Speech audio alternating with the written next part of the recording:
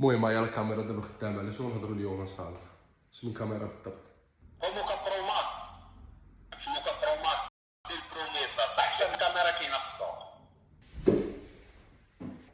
السلام عليكم متابعينا الكرام، مرحبا بكم في فيديو جديد مع بروميس. اليوم غادي نهضروا لكم ان شاء الله على موكا برو ماكس وعلى موكا، وغادي نهضروا لكم على الفرق بيناتهم ان شاء الله.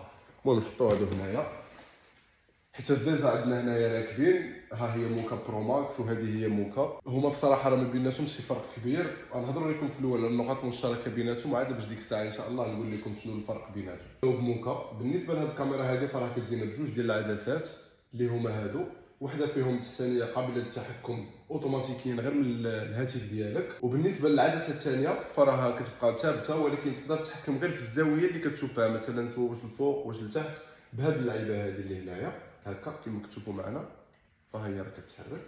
جينا بجهاز استشعار اللي كيديتيكت اي واحد داز من حدا الكاميرا، وهاد لوبسيون هذه هي اللي كتخلي الكاميرا تتبع اي واحد دخل النطاق ديالها ديال الحراسه. كتجينا بطلونج ديال لي بروجيكتور ليد اللي حتى هما كيشعلوا في حاله ديتيكتاو شي واحد كان داز من حدا الكاميرا مي غير بالليل، وحتى هما راه تقدر تحكم بهم من التليفون ديالك، يعني تقدر تطفيهم ولا تشعلهم ولا تخليهم تحكم اوتوماتيكي. فيها حتى جهاز الانذار اللي كيشعل بالضوء وكيدير صوت في حاله اقتراب شي واحد الكاميرا باش يحيد من حداها.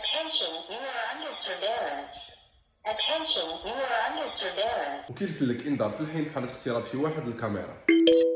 وفيها مكبر الصوت، وفيها حتى ميكروفون اللي كيخليك تهضر مع اي واحد قرب للكاميرا غير من الهاتف ديالك، وحتى هو يقدر يسمعك ويهضر معاك غير من الكاميرا. فبالنسبه لهاد الكاميرات بجوج راهم مصنوعين بجوده عاليه ومعايير اوروبيه، وفيهم معيار ديال اي بي 67 اللي كيعني انه الكاميرا مضاده للشتا ومضاده للشمس والريح لجميع الظروف الجويه القاصحه في المغرب. ودابا ندوزو لموكا برو ماكس، وغادي نهضروا لكم نيشان على الفرق اللي بينها وبين الموكا العاديه.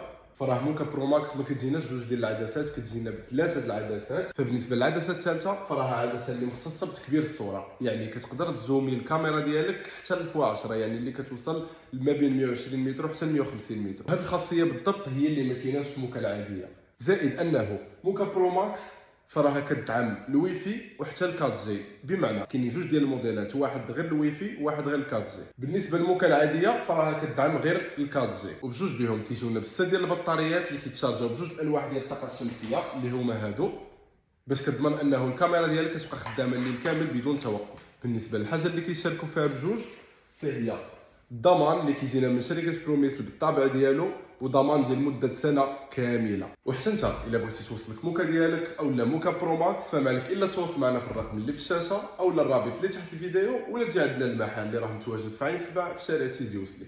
مرحبا بكم كاملين. بروميس، لعينك اللي ما كتنعش وعساسك اللي ما كيتخلصش.